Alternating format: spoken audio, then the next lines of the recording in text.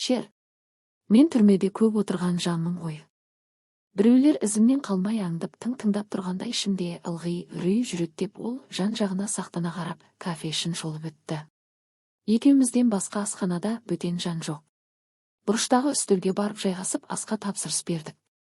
Біздің аудан орталығында ең үлкен, асы да дәмді орын осы кафе. Аты да қызық, голубой Дунай. Аға портвейн шарабын алдыртты. Кел, екеуміз кішкене ішейік. Саған бүгін әлі жан баласына айтпаған бір әңгімемді айтпақшымын. Екеуміз екі қырлы стакан мен қызыл шарапты сіміріп алдық. Бұл кісіні ойламаған жерден кездірдім. Сапардан кейін моншаға түсіп алайын деп кірсем, Исаев ағайым жүр. Екеуміз ырхаттана шомылдық. Мен алып барған қайың спыртқымен бір-бірімізді сабалап, піскен қызанақтай қызарып, киініп дала шыққанда, ағай, жүр голубай Дунайға барып шай ішейік деп шақырды. Исаев ағайыма қарсы келе алмадым. Бұл кісі баяғыда біздің интернаттың бастығы болған, өзім ерекше құрметтейтін ұстазым. Ол кезде үстінде китель, бұтында галифе, аяғында хром етігі бар, бойы тіп-тік, жүрсі шапқан аттай жылдам жігіт ағасы. Қазір міне, алдымда беті шалбарланған әжім-әжім, толқынды бұйра шашы әбден сиреп, төбе тұсы жидеген тауықтың жүндей тақырланып әрі бозғылданып, еңкіш тартқан арық шал отыр. Даусы баяғыдай пәрменді, ашық емес, бәсең. Жүре берсең көре бересің, көре берсең көне бересің демекші қалқайып, осы күнге жеткізгеніне де шүкіршілік етемін. Суға салған қайыстай созылып әлі тірі жүрмін. Ал менің замандастарым қынадай қырылды ғой. Қайран асыл боздақтар-ай. Кел, алып қояйық. Ол темекі алып тұтатып құшырлана сорды. Шып-шып терін бетірамалымен сүрткіштеп маған еңкейе сыбырлап. Мен түрмеде көп болдым ғой. Алғаш Польшада, концлагерде, одан Германияда, одан Магаданда, кейін Мурманскіде, Баренцево деген суық теңіз жағасында болдым. Иә, әңгімемді басынан бастайын. Сен зейінді шәкіртім едің. Қазір жазушы журналистсің. Саған келіп айтайыншы осының бәрін деп сан оқталып, жүрексініп жүредім. Оның үстіне көп қамалған жан қорқақ келеді, сауысқандай сақ болып үрейленіп өмір өтеді. Сен жақсылап тыңдап ал. Саған айтпасам, бір күні миыма қан құйылып, не болмаса жарылып кетермін. Осы аудан орталығындағы интернатты Зәкір алтын медальмен бітіріп, Мәскеуге оқуға түсті. Екеуміз бір ауылда өскен доспыз. Мектепті бітірген жылы мені Зәкір шақырып алып, өзі оқитын университетке сүйреп жүріп түсірді. Зәкір жігіттің нағыз сұлтаны еді, мәскеуліктерді, бүкіл өз маңайындағыларды таң қалдырып, оқуда озат атанып, немісше судай ағып сөйлейтін, ақындардың өлеңін жатқайтатын. Оны бағалап ұстаздардың ұсынуымен сталиндік стипендия алатын болды. Екеумізге жатақханадан бір бөлме берді. Біз шет тілдер университетінің неміс тілі факультетінде жарқырап көзге түстік. Мен мандолинде ойнап ән айтамын, Зәкір немісше өлең жазады. Екінші курсты бітіріп демалысқа ауылға барып келемін деп жүргенде соғыс басталды. Бірақ күнде заманның асты үстіне түсті. Күні кеше ғана жарқырап, құлпырып тұрған Мәскеу қара жамылды. Соғыс әзірейілдей ысқырып, жиі-жиі дабыл қағылып, түн баласы бірде-бір шам жағылмай, ел аласапыран күйге еніп, бықпырт тигендей есеңгіреп кетті. Зәкірді бірден әскерге алып кетті. 10 күннен кейін мен де Мәскеу түбінде окоп қаза бастадым. Одан әрі пойызбен майданға аттандым. Фашистер күн өткен сайын сыпырыла жылжып жақындап келе жатты. Жаудан қорғауға жан-жақтан эшелон жігіттерді әкеліп төгіп тастай берді. Ию-қию сапырылысқан солдаттардың көбі өмірі қару ұстамаған, Орта Азия, Кавказдан келгендер бір ауыз орысша да білмейді. Қойға шапқан аш қасқырдай анталап немістер келгенде, біз әлі мылтық атуға үйрене де алмай жатқанбыз. 2 адамға бір винтовка, 5 оқтан беріп жауға қарсы шықтық. Жаныңдағы серігің өлсе, винтовкасын аласың, әйтпесе жалаң оралап шығасың. Дегеннен баудай түсірді. 2 күннен кейін біз қоршауда қалғанымызды білдік. Командиріміз Власов бәрімізге дұшпанға беріліңдер деген бұйрық берді. Мәскеу жау қолында сыр жеңілді деп листовкалар таратты. Сап-сабымызбен қару-жарақты тастап, ақ туды көтеріп, немістерге берілдік. Өлім мен тірлік арасындағы өміріміз өң мен түстей халде өтіп жатты. Құр сүлде, әруе елесіміз ғана жүр. Алдымен Польшадағы концлагерге қамады. Ауру сырғау, коммунист командирлерді атып тастай берді, газ пешіне тірідей өртеді, тұтқындар лек-легімен ажал апанына кетіп жатты. Қыстың қақаған үскірік аязында далада қатып қалғандар қаншама. Маған қашан кезек келер екен деп күннен күнге әл дәрменім бітіп, бір жолы өлуге бел байлаған тұста күтпеген жерден Зәкір кезек кеткені. Үстінде жаңа киім, қасында бір топ неміс офицерлері. Казармаларды аралап жүр. Зәкір дедім жауын құртша, жер бауырлап жатқан жерімнен әрең көтеріліп. Зәкір, бұл мен ғой, Дәуіт Исаев деп даусымды қаттырақ шығардым. Әй, Зәкіржан өрт жігіт қой, жалт қарады да, бірден қасындағыларға менің де немісше оқығанымды, тілді жақсы білетінімді жеделдете жеткізіп айта бастады. Аналар тілмашқа зәру екендігін аңғартып, дереу апарып моншаға түсіріп, концлагердегі немістерге аудармашы етіп қойды. Зәкір бастаған аудармашылар бөлек жатамыз, тамағымыз да жақсарып сала берді. Еті тірі, көзі ашық оқыған тұтқындарды іріктеп Германияға айдады. Ол жақтағы түрмеде үсті басы жарадан көрінбей, бір бұрышта бұралып, сасып тұра алмай жатқан Мырзалыны көріп қалдым. Зәкір, Мырзалы үшеуміз бір ауылданбыз, бірге өскенбіз. Түрмедегілерге тамақ таситынмын, анау мені тани сап жылап жіберді. Зәкірге айтып, оны емдетіп жөнде бас беріп, тың айтқан соң тамақ тасушылар қатарына қостық. Аз уақытта ол өзіне келе есін толық жиып, шырайы кіріп қалпына келіп алды. Сендерді бір жерге жіберткізейін деп жүрмін. Мені басқа жаққа ауыстырмақшы деді Зәкір. Мырзалыны немістердің шошқа фермасына жұмыс қалдырды. Ал мені бір фабрикант байдың жалшылығына жіберді. Фабрикант, сыриған ұзын бойлы, қырым еті жоқ, 30-дан асқан көзілдірікті жігіт. Мені адам деп көзіне ілмейді. Кәужіреген неміс шалынан сыпыртқы, күрек күркедей бөлмесін өткізіп алдым. Байдың 2 жылқысы мен бір овчаркасын, бір алабай төбетін күту, бау бақшасына қарау менің мойнымда. Төңіректе қылау тұрғызбай есік алдын сыпыру, ағаштар мен гүлдерді суару, аттарды бір мезгіл далаға шығарып сейілдету, иттерге уақытылы тамақ беру, бір тыным жоқ. Мен барғаннан кейін 2 айдан соң фабрикант әскерге шақырылып, бар жұмысын үлбіреген жас келіншегі қолға алды. Ол фабрикаға 2 ат жеккен пәуескемен барғанды ұнататын. Үй мен фабриканың арасы 3 шақырымдай ғана. Күйеуі машинамен не мотоциклмен жүретін, әйелі пәуескені ұнатты. Әдемілі пәуескенің үстіне күйме жасаттырдым. Көбіне көп көмекші қызбен жүреді, көшірімен. Күйеуі соғысқа барысымен оққа ұшыпты. Фрау Мария 1 айдай қара жамылып жүрді. Берлинде әскери мектепте оқитын 7 жасар ұлы каникулға келіп 1 айдай болып кетті. Ол да ұзын бойлы, суық өңді. Әкесін мен өлтіргендей өшпенділікпен қарайды. Жұмысымнан кінәрат тауып, шешесіне жамандап, мені күндіз түні жұмсап кегін алады. Фрау Мария мен немісше емін еркін әңгімелесе береміз. Арада жыл жарымдай уақыт өткенде жаздың тамылжыған ашық бір әдемі кешінде үйге 4 форма киген әйел келіп, Марияға күйеуінің орденін тапсырды. Бәрі далада шайханада отырып шарап ішті.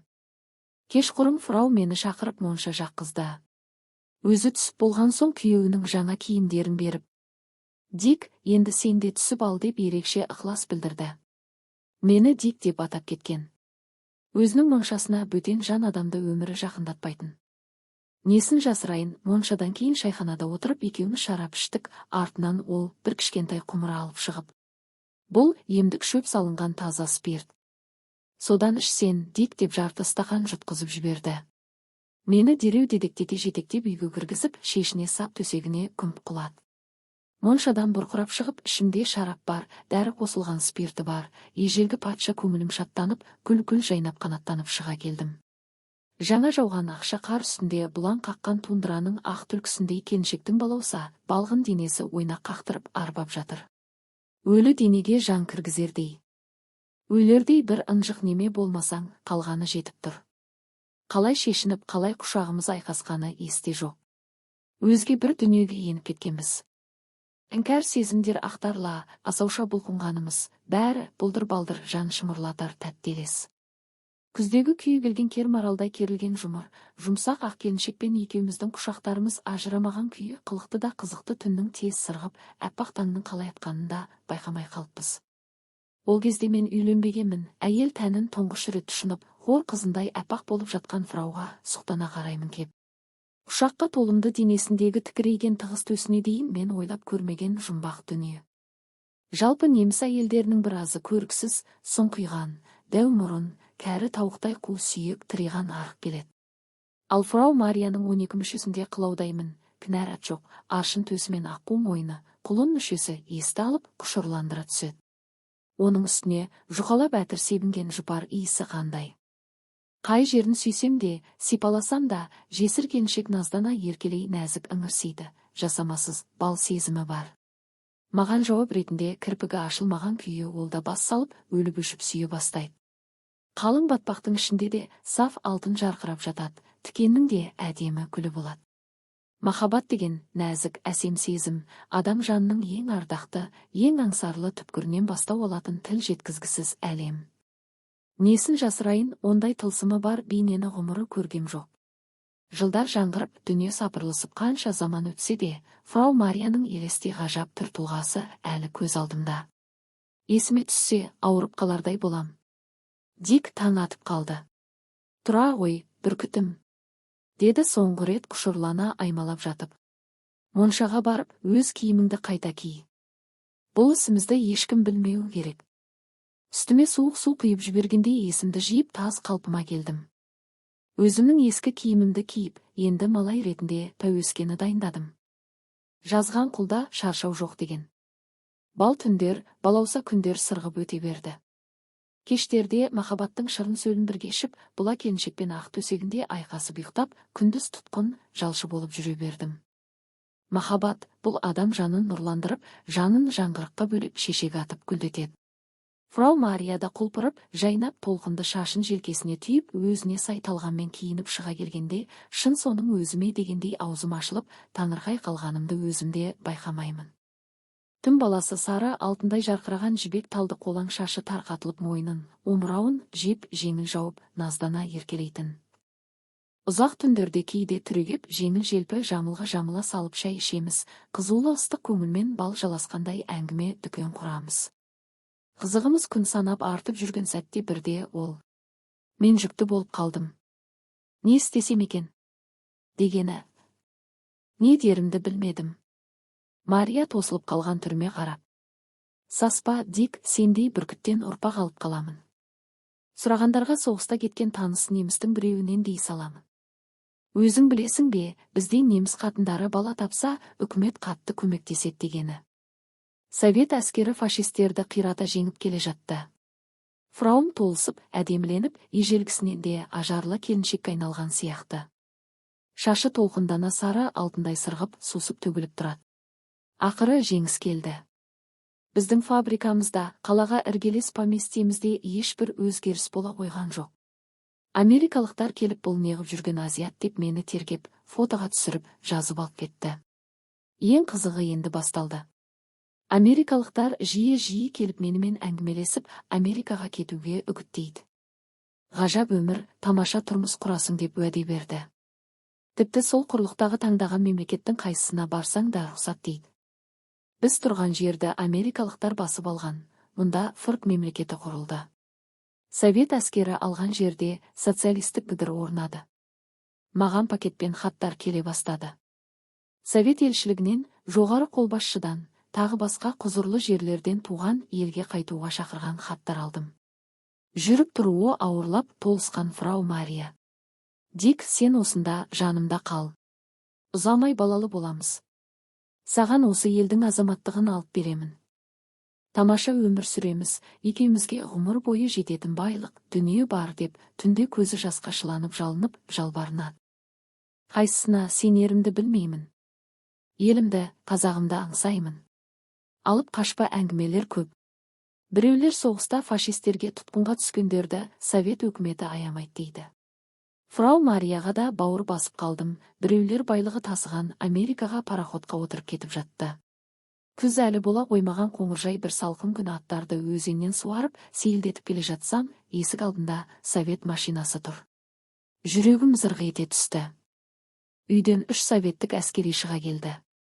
Біреуі Зәкір, көзіме оттай басылды. Үстінде сырдың лейтенанты деген погон таққан жаңа әскери киім. Құшақтасып көрісіп жатырмыз, көзімнен жасым ытқып кетті. Дәуіт, елге қайтамыз. Туған елдей ел болмас, туған жердей жер болмас. Міне, Сталин жолдастың бізге деген үндеуі мен жарлығы. Отандастарым, елге оралыңдар. Бейбіт еліміз соғыстан қалжырады. Соны көркейтейік, бауырларым депті Сталин жолдас деп орысша сөйлеп, маған парақ-парақ қағаздар берді. Қасындағы 2 капитанда жылы жүзді, жайдарлы жандар екен. Правда газеті мен журналдарда ашып тұтқыннан қайтқандардың бүгінгі жақсы тұрмысы жайлы фотосуреттерді көрсете бастады. Оқуымызды жалғастыруға да мүмкіндік беріп отыр. Міне қарашы, оқушы өзің деп Зәкірде тықпалап қоймайды. Дәл қазір өзіңе совет солдаты формасын кигіземіз. Сталин жолдас барлығымызға кешірім жариялады деп тапалдау капитан рюкзакты қолыма ұстатты. Зәкір мені шешіндіріп форманы киіндіре бастады. Үр жаңа киім құйып қойғандай тұп-тура. 1 минут үйге кіріп қоштасып шығайын деппін сасқанымнан. Совет солдаты киімімен кіріп келгенде фрау Мария жылап жіберді. Кетеріңді білгенмін. Қайтемін, Дик, аман сау бол. Бекер сенесің, радиода, газетте күнде айтып жатыр ғой ол жақты. Үй жайың, адресің қалай? Жамбыл ата ауылы. Ақын. Жамбыл ата деп күбірледі ол.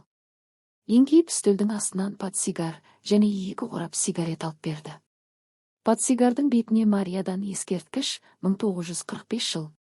Август деп жазылыпты. Балаң дүниеге келгенде осыны саған сыйлайын деп едім. Перзентіңнің атын кім деп қояйын? Ұл болса Бүркіт, қыз болса Фатима деп ата. Машина бипілдеп мені шақыра бастады. Айналдында тұрған Марияның алақандай ғана кішкентай суретін алып, қатты қағазға орап төс қалтама салдым. Ол көзі боталап, далаға да шығарып сала алмай құшақтап сүйіп. Дауыт, қош бол, қош, деп нағыз атымды енді атап жылап қалды. Сырттағы үшеуі 3 жағымнан қаумалап, машина қорабына секіріп міндім. Қасыма мені құшақтап Зәкір отырды.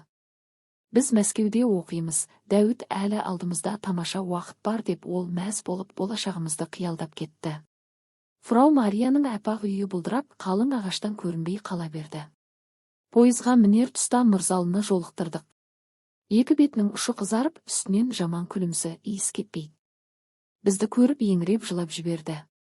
Әр жерден тоқтап өзіміздей тұтқындарды теріп, жуындырып, киіндіріп, ұзын эшелон ысқыра қозғалып, шығысқа қарай бет түзеді.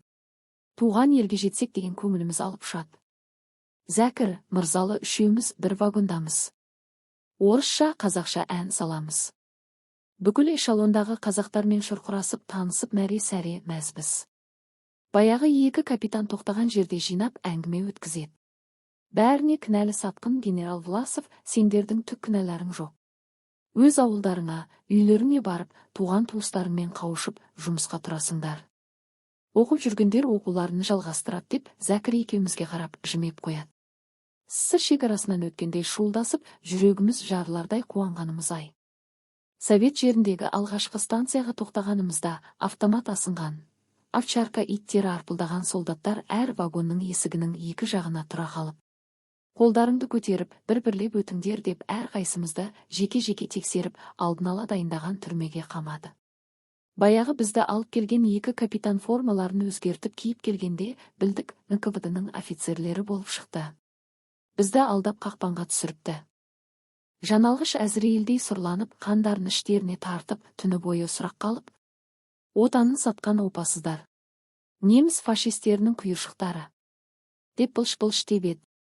Мария фрау берген портсигар мен суреті бәле болып жабысты. Немісше білетінім, аудармашы болғаным жайлы Мырзалы жырдай ғып айтып беріпті. Ұрып-соғып, ұйқыдан айырып, есалаң жандай сенделтіп берген сұрағына баш шұлғып, қол қоюдан басқа амал қалмады. Әбден есеңгірегенде тірлігінің құны 5 тиын болмай қалады екен. Топ-тобымызбен әскери сотқа апарып, Зәкір екеумізді 25 жылға, Мырзалыны 15 жылға соттады. Бізді Магаданға айдады, онда да тұрақтамай ары тундрада мұздың астындағы мәңгі тоң боп қатқан жерді қазатын ерекше зонаға іліктік. Ерекше дейтінім, аштан, суықтан өлсе құнымы жоқ, тапсырманы орындамасаң атып тастай салады, ауырсаң емдемейді, суыққа қатырып, шанаға тиіп қалың орман ішіне жыртқыш аңдарға жем қылуға апарып тастайды. Тундрада жердің астындағы тау-тастарды жылдар бойы тесіп қазып, қураған шыбықтай жіңішкеріп, енді біттік-ау дегенде амнистия жарияланды. Шынара кейбіреулерді босатып жібере бастады. Ақыры 12 жылдан кейін ғана Зәкір екеумізді босатты. Ауылдағылар тірі әруақтай тұрпатымызды көріп, бізді танымай қалды. Сталин өлгеннен кейін-ақ Мырзалы елге қайтыпты. Ол ауылда ысқырған бригадир Зәкір екеумізге әкіреңдеп колхоз жұмысына салып қойды. Көтерем арық жылқыдай ыңыршағымыз шығып жүрсек те, жұмсаған жағына бара бердік. Көргенде қорлықты Мырзалыдан көрдік. Әй, неміске сатылған опасыздар, сатқындар, деп сасық күзенше шаңқылдап, жұрттың көзінше бізге жөні жоқ тиісетінді шығарды. Әбден запыс болып қалғанмен үндемей құтыламын. Зәкір бірде шыдамай кетіп Мырзалы, сені сасып өлейін деп жатқан жерінен суырып алып қатарға қосқан мен емес пе едім деп еді. Мырзалы шарты ете түсті. Контсың, сатқынсың, немістің формасын киген фашист деп қамшымен тартып жіберді де, шапты да кетті.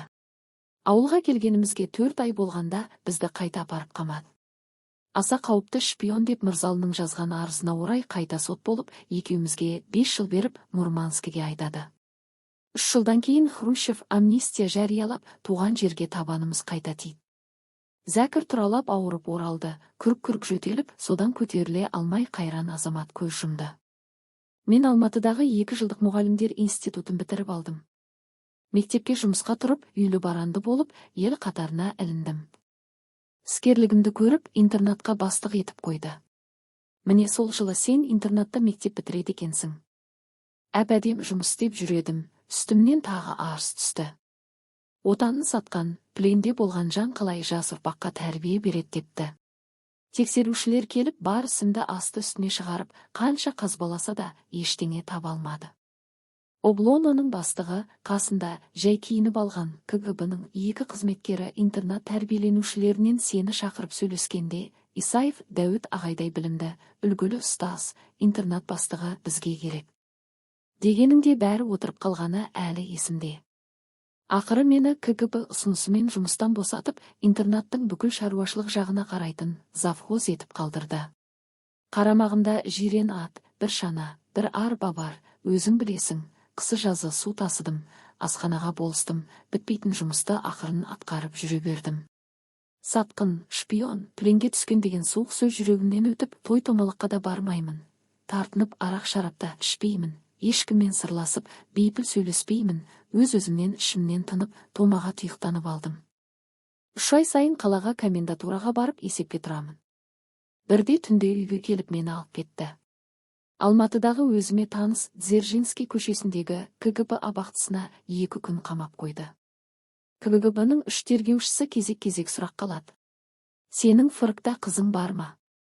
Фрау Мюллер Мария деген әйелің болды ма? Олармен хабарласып тұрасың ба? Әбден зәризап болып қалған байғұс басым не дерімді білмедім. Тайсақтап көріп едім, қолыма хат берді. Немісше жазылған бұл хатты Мюллер Марияның қызы Фатима жазыпты. Хатты оқып жатып көзім бұлдырап көрмей қалды. Көңілім күрт босап, шұбырған көз жасымды тыя алсамшы.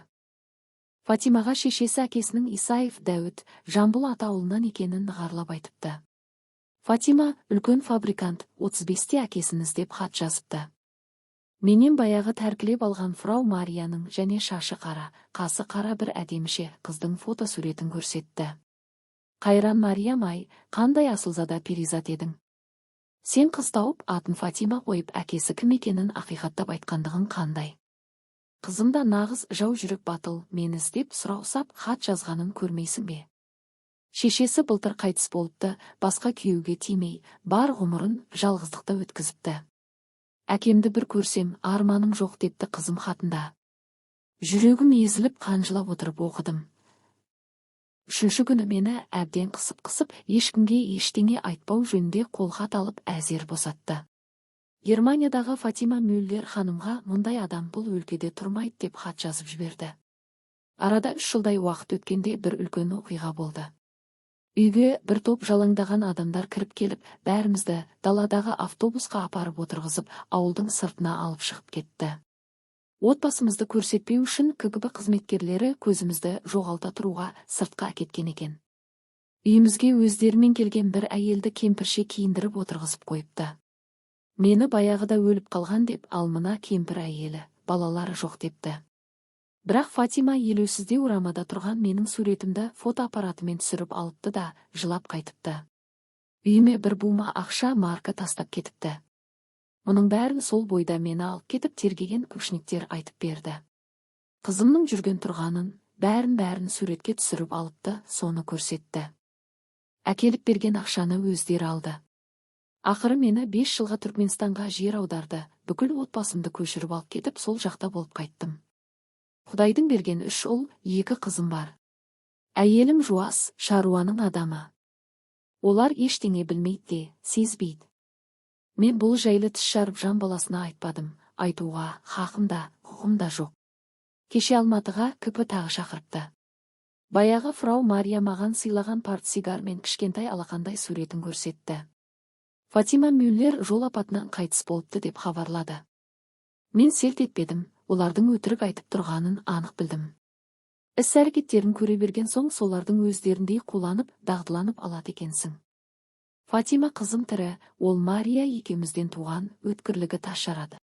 Ірі бай, буржуй, шірген капиталист, ел қанаған фабрикант өліпті деп соғып отыр. Іштен тынып үндемедім. Өзім үйренген сұрғылт үйдің подвалындағы абақтысына 3 күн түнетіп, бүгін жіберді. Сол жаққа барып шыққаннан кейін денем қышып, үстіме керосин жаққандай жаман әсер аламын. Моншаға әдейі келіп түскенім ғой. 2 күннен кейін ұлы жеңістің 30 жылдығы, соғыс біткеніне міне 30 жыл. Мен замандастарым секілді көшеге ол күні шықпаймын, үйде тығылып отырамын. Ол кісі тағы темекісін алып тұтатып құшырлана сорды. Екеуміз 2 бөтелке портвейн шарабын тауыстық. Ол төңірегіне күдіктене қарап шықты. Терін асықпай сүртінді. Мұны маған неге айтты деп отырсың ба? Ішім тола жасырын шер мен зар ғой. Алтын құрсақ әйелдің ішінде бесігімен ұл жатады, арманда жүрген еркектің ішінде ат басындай шер жатады. Тұңғыш рет өмірімді айтып шерімді тарқаттым. Тұншығып өліп кете жаздаймын. Тек түсімде көріп шығамын, немісше сөйлеп жатамын. Фрау Мария екеуміздің мәңгілік махаббатымыздың айғағы, Фатима қызым алғыр боп өсті. Ол талай жерді жарып шығады, сендер көресіңдер соны, әлі. Ия, мұның бәрін, сырым мен шынымды, қара тас боп қалған шер шеменімді саған айтып отырғаным, сенің зейінің бар. Адам танысам, әлі талай асуларды асып, биіктерге шығасың, қарағым. Тек бұл сырымды жан баласына айта көрмегін. Жарай ма? Ешкімге айтпаймын аға. Мырзалы қайда қазір? Қойға шығып кеткен. Құм ішінде жеке отырады, қой бағады. Жас әйел алған. Кейін көрдіңіз бе? Көрмегенде ше? Түп болмағандай арсалаңдап амандасып жырқ етеді. Әлі күнге дейін үстінен күлімсіз жаман иіс шығып тұрады. Әлде маған солай көріне ме? Қай заман келсе, сол заманның иті болып үретіндер ғой. Тұншықтырған шерімді бір шығарып жасап босап қалдым ау. Мен татып алмаймын ғой, ауырмайтын жерім жоқ, қауқиып жүрген құр кеудем, сүлдем ғана. Бүгін сенімен ішкім келгенін, бәрін ақтарып айтқым келгенін қарашы. Сәтті болды, қасіретімен буындыра буып қамаған қайғым сейіліп, бір рахатқа түскенімді қарашы. Қой, мен ауылға қайтайын, автобус кетіп қалар. Ол екі ұмтылып орнынан әзер тұрды. Нариман, қайыр қош. Жаман ағаң бірін айтам деп бәрін айтты. Пенде ғұмыр деген осы-ау, сірә шығарып салмай-ақ қой. Ол қолымды алып қоштаса бастады. Алақаны өрттей ыстық, ылжырап терлеп тұр. Қалың ой қамалаған мен орнымда балбал тастай қатып қалдым. Арада 2 айдай уақыт өткенде Дәуіт Исаев ағайдың қайтыс болғанын естіп, қатты қайғырдым. Кеше үйіме келіп қонып кеткен, баяғыда интернатта бір сыныпта бірге оқыған Айқынбай досыма осыны айтып беріп едім. Ол мұңға бата, тіпті көзіне қайта жасалып, шексіз әсерледі. Сен мұны жаз. Тағдыр ғой, заман басқа салған қасіретті қарғыс өмір ғой, деді ол үніне діріл араласып. Адам қартайғанда көңілі бос, жылауы келеді-ау. Ол кеткен соң түні бойы тапжылмай отырып, осыдан 45 жыл бұрын Голубой Дунай деген кафеде Дәуіт ағамның айтқандарын мұртын бұзбай түгел қағазға түсіре бастадым. Адам өмірі бір тал оқпен өлшенетін соғыс қасіретімен, оның тыртығы мәңгі бақилық жүректерде шер болып қатып қалған зауал шақтар-ай. Нағашыбек Қапалбек, жазушы. Тамыз 2019 жыл.